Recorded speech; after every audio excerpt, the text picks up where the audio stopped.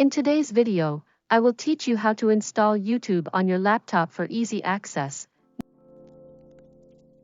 Normally, in accessing YouTube, we open Chrome and type youtube.com in the address bar.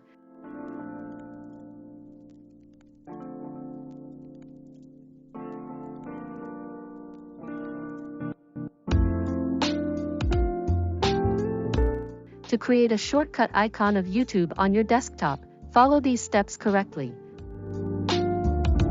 First, open Chrome.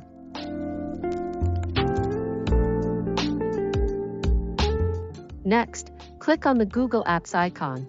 Click YouTube to open.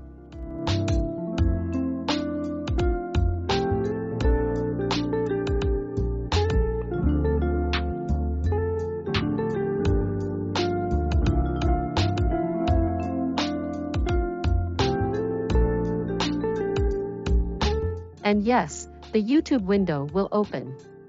An installer of the YouTube app will automatically pop up in the address bar. Double-click it to install. And after that you will notice a YouTube icon sent to your desktop, and because of this, you will no longer need to open Chrome to access YouTube. Making things simple but significant. AyseeTech&Tips.